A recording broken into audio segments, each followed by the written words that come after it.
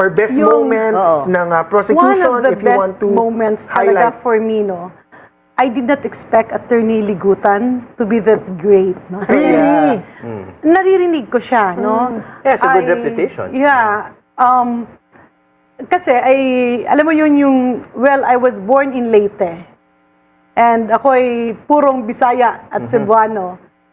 Parang nakaka-proud bilang isang probinsyana, nakikita mo rin yung isang probinsyanong abogado na tumatayo doon. At parang sa loob-loob ko, wow, nakaka-proud And talaga. he doesn't hide, no? Yung Visayan accent niya, he sort of almost flaunts it. Do you agree? And proud Bisaya siya. Yes. Bisda kayo. Sa totoo lang, nung napadpad ako ng Manila, no, bagong-bago ako at ako'y nasa medisina, may ibang tawag pa sa akin, Prom D. So, syempre ako naman, nasasaktan Uso ka. pa yun, Pero, nung time na yun, uso pa yun. Oo. Uso pa yun dati. Pero later on, pagtingin mo, sabi ko, teka, mukhang hindi ko dapat ikahiya yung aking pagiging probinsyana. Kasi minsan, syempre, iba yung pananalita ng mga city girl, city boy. Pero pagdating naman talaga sa actual practice and everything, equal ang opportunities eh. So, Tama. here is somebody na nakita ko na simple dati and I know na medyo dumaan din sa hirap, no, si Attorney Ligutan. And then seeing him here, tapos ang dami na nagte-text sa akin, married ba yan? Married ba yan? Ganun Anyway, ba? for a bit of information, si Attorney Liguatan daw, pro bono yan. Pro bono lawyer. He was able to free a certain woman na litigate na pro bono, Yes. di ba? Na sikat na writer sa Oo, Cebu. yeah, Nagkaroon ng mga warrants of arrest from Cebu City Mayor who is now deceased. Oo. Rest in peace to him. Pero napalaya ni Yes. Attorney Ligutan. Kaya ikaw, Attorney Jess, ano pinaka-memorable moment na nakita mo? Hindi, susugan ko na muna yun, no? Kasi ako, I'm half Bisaya. Oh, But really? of course, I wouldn't say I'm Bisaya because only my mom really hails from Cebu. Ako, I grew up and lived here, Quezon City, no?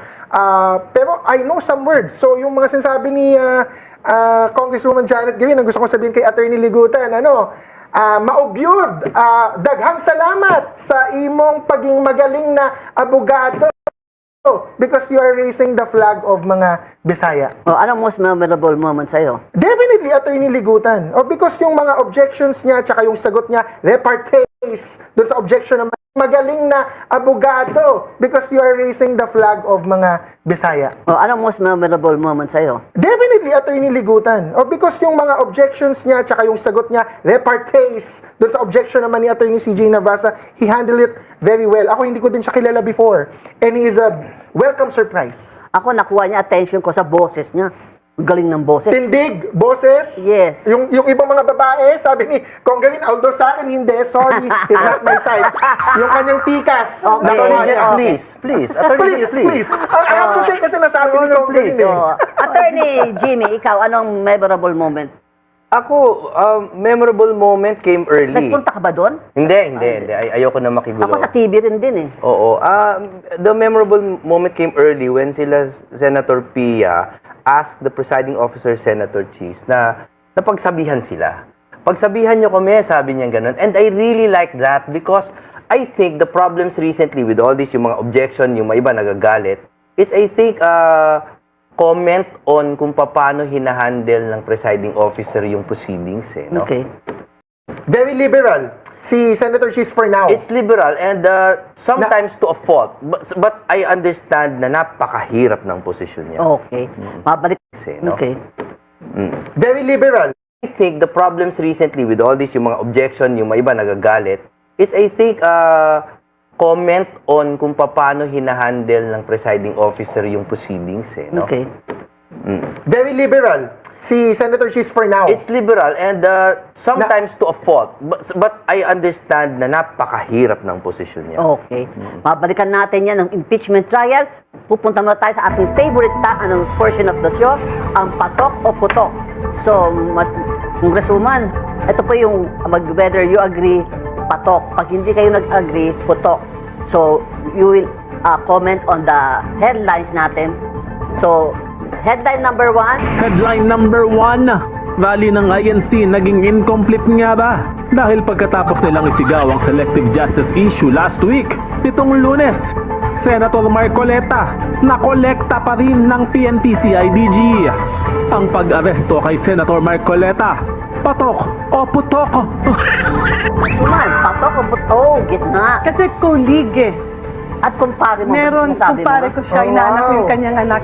And we cannot say anything against. There's mutual respect, no? Opo. Among colleagues. So, hindi ko siya pwedeng sagutin. Kumbaga, may parliamentary courtesy. Yes, yes. Ikaw, Attorney Jimmy, ikaw nang nadudun. Halos futile na po na tanungin niyo ako. Siyempre, ayoko naman na baliwalain ang nangyari na ginawa ng INC. Ang sa akin lang, I don't think tapos na. Kasi may mga nababalitaan naman tayo na parang, ngayon nga, alam ko may nagtitipon somewhere. Oh, Pero hindi ko pa alam. Sa Liwasang So, Bonifacio, another group na yung anak niya, si Sagit, Paulo. Paulo. So, yun nga po ang sinasabi ko, hindi naman yata tapos pa. So, abangan ang susunod na kabanata. Attorney Jess.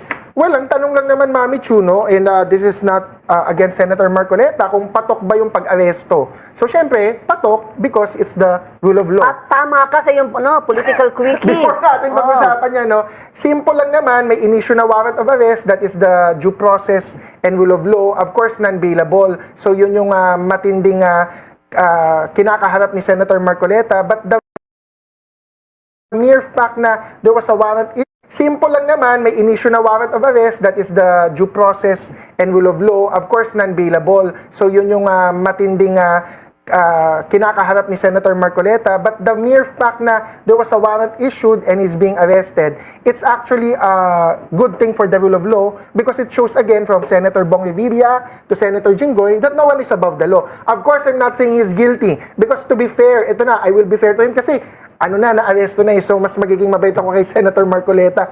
Madami din talagang question sa plunder case. Napanood ko yung abogado. Buhat natin yung bangko ng show ng Billionario News Channel. May magandang usapan about the plunder case ni Senator Marcoleta. And I would concede that it's 50-50 na may kaso to charge him for plunder. And mukhang may mga good points naman yung mga kumukontra na bakit naman plunder yung kinaso in relation with campaign donation. And of course, may sakit si Senator Marcoleta. So magiging mabait na naman ako. I wish him well. I wish you well, Senator Marcoleta. Pagaling ka. Naaawa po ba kayo in any way sa kanya?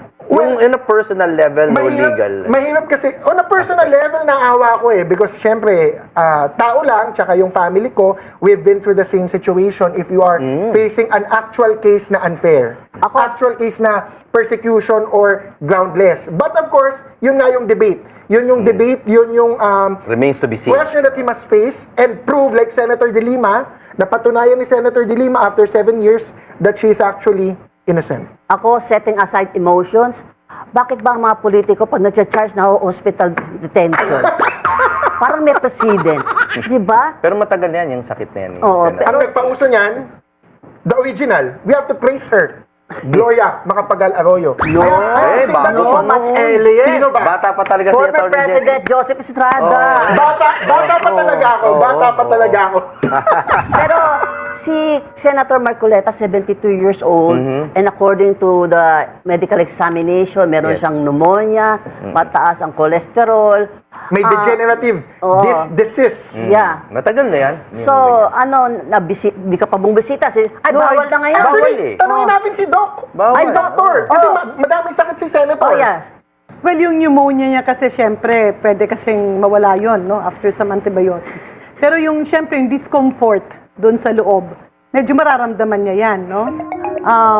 Again, yun yung medyo masakit. Kasi hindi naman kasi tinitingnan ng ating mga batas yung edad ng isang tao kapag merong alleged krimen na nagawa. Except kay Enrile, tiningnan ng Supreme Court ang edad. Exception to the exception.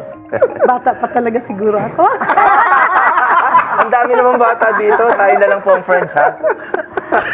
Anyway, under our laws, di ba, yung when you reach a certain age, hindi ka na makukulong, di ba? Attorney Jess, correct me if I'm wrong.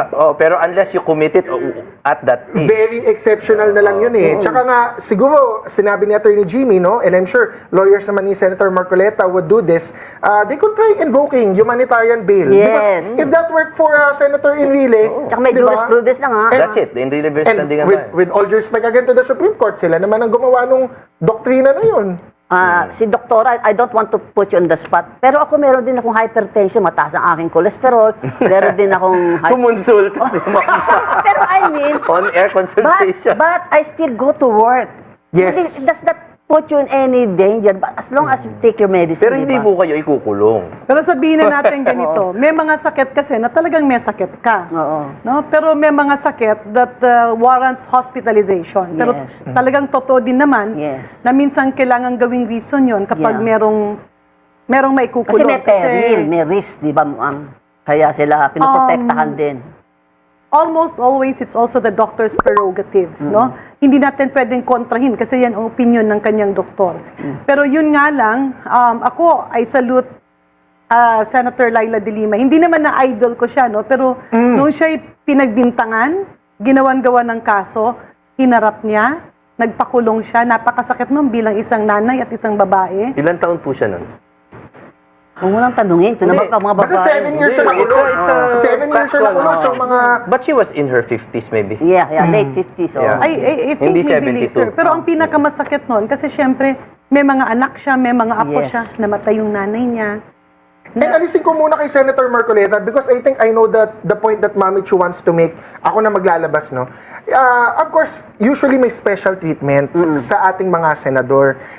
Si Senator De Lima, ang alam ko, generally wala. Although, she was incarcerated for a time sa PNP Camp Crame. Actually, nalagay sa alanganin siya doon Oy, may pumasok Kasi muntik na na. din siyang Oo. ma-assassinate doon. So, that goes both ways kung yun yung argument. But si Senator Jinggoy, si Senator Bong Revilla, I have to say again, na nasabi ko na dito noon sa harap ni DILG Secretary John Vic Remulla, and he knows this for a fact, na may lechon, may mga good food that is not available to other inmates.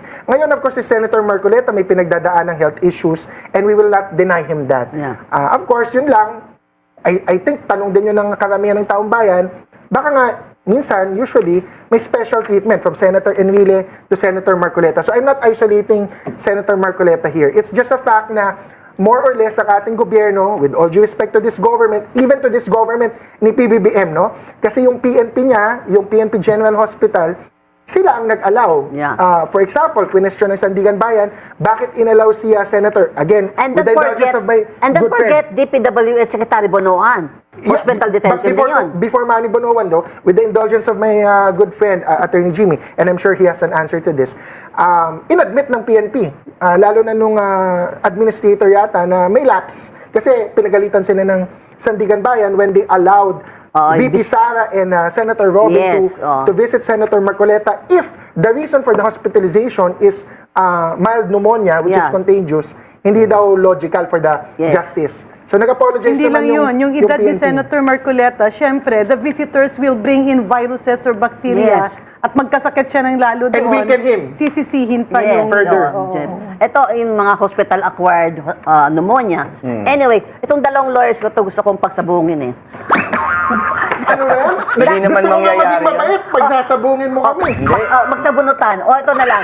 Dahil your kumpanyero Spanelo, our favorite, Favorite ko din yun. Oo. Sabi niya, ang may kasalanan niya, Comelec eh. Dahil yung kanyang, kay Marcoleta case, di ba? Na-clear siya doon. Kaya naging plunder tuloy. Oo. Alam niyo yung si Attorney Sal Panelo is very sharp. Yes. And he knows how to get a legal point across without being legally verbose. Oh. Ang sinasabi niya kasi is actually Article 3 Bill of Rights Section 21. No person shall be put twice in jeopardy for the same offense. Diba? Yeah. That's a double jeopardy. So may point yung sinasabi niya. I'm not saying I agree entirely. Oo. Pero sinasabi niya, kung yung batas sa COMELEC, punishable na yung offense ni Marcoleta, hindi na yan tutuloy sa plunder. Oo. So what he is suggesting is, baka kaya hindi na nila tinuluyan doon sa COMELEC laws para sa plunder bumagsak. Because ang opinion naman ng side na to sa politics is they're really looking for a non-bailable charge Yes. to silence. to silence Or to Senator isolate Marcoleta. Senator. Ako, I spoke with an objective lawyer. Sabi niya, dapat bribery lang yan eh. Hindi Ako yan. din, palagi Pero, ko rin. kahapon, nag-file ng separate case against Senator Marcoleta on bribery charges. Attorney Jess. Well, again, ibuhat natin yung bangko ng show ng ating channel, di ba? Oh. May abogado.ph na show dito. Pinag-usapan yung plunder case ni Senator Marcoleta. So, I won't say much. I'll just invite everyone to watch that kasi maganda yung discussion doon on bakit ba plunder ang kinaso ni Ombudsman, ano yung plausible reasons, and bakit naman dapat walang plunder. Oh. Bakit political? Pero ito tatanong ko sa'yo, nag-post ka ng medyo hindi na maintindihan eh. Ano ba yung BJMP? BGMP, yung ano, sa kulungan. Alam ko Bureau kaya. of Jail Management and Penology. Oh, bakit tinatanong about Wala bang, ano yan, alternative, Meron daw, ano? Description, according to your plan? Ano kasi so far di ba? Last week, kinakatakutan ko sarili ko. Kasi nagdilang anghel ako na umaga lumabas yung warrant of arrest. Oh. Ang BGMP kasi, Bong, Oh. Jinggoy, Marcoleta. Yan ang lumalabas na warrant this year. Oh. So baka susunod, P. Pero wala akong sinasabi kung sino, ha? Matakot na kayo kung P kayo. Ibig sabihin nun, maghanap ng pari at magdasal ng masinsinan. Amen. Si may